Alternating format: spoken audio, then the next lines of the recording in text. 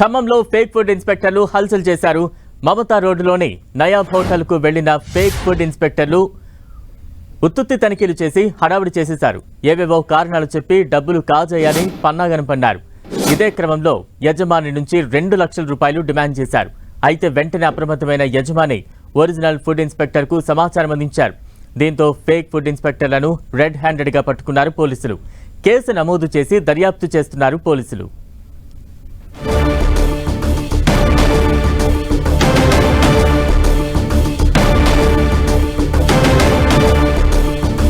Fake food ఇన్స్పెక్టర్ల భాగోతానికి సంబంధించి మరింత updates మా ప్రతినిధి సైదులు అందిస్తారు. సైదులు.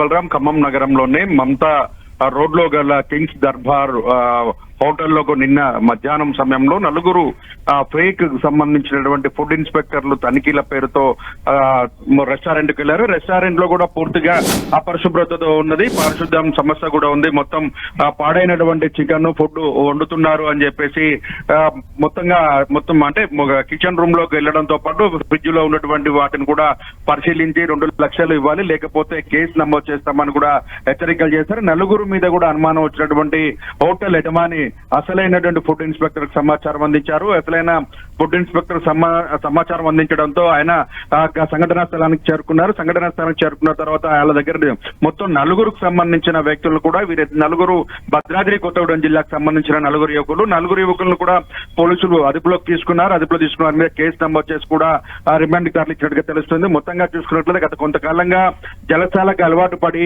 ఫుడ్ ఇన్స్పెక్టర్ల పేరుతో డబ్బులు వసూలు చేస్తూ జలశాలకు పాల్పడుతున్న ఈ 4 మాత్రం ఖమ్మంలో పోలీసులు మాత్రం అరెస్ట్ చేశారు. దాదాపుగా కొంతకాలంగా ఇదే దందాను కొనసాగిస్తున్నట్టుగా కూడా పోలీసులు చెప్తున్నారు. మొత్తంగా చూస్తే ఫుడ్ ఇన్స్పెక్టర్ల పేరుతో అదేవిధంగా నకిలీ ఆఫీసర్ల పేరుతో డబ్బులు వసూలు చేసి జలశాలకు పాల్పడుతున్న వాళ్ళకి చెక్ పెట్టినట్టుగా పోలీసు అధికారులు చెప్పారు. ఇలాంటి ఎవరైనా ఫుడ్ ఇన్స్పెక్టర్లు అని చెప్పినా నకిలీ అధికారులు ఎవరైనా కూడా అనుమానం వస్తే తమకు సమాచారం ఇవ్వాలని కూడా చెప్పిన పరిస్థితి ఉంది. హోటల్ యజమానులు కూడా హెచ్చరికలు జారీ చేసిన పరిస్థితి. మెరుగైనటువంటి అంటే మొత్తం నాణ్యతతో కూడినటువంటి భోజనాలు, ఇతర ఫ్రిడ్జ్ లో ఉన్నటువంటి పాడైపోయినటువంటి చికెన్ మటన్ కూడా పెట్టడానికి వీల్లేదని కూడా ఆదేశాలు జారీ చేసిన పరిస్థితి అవుతుంది. బలరాం.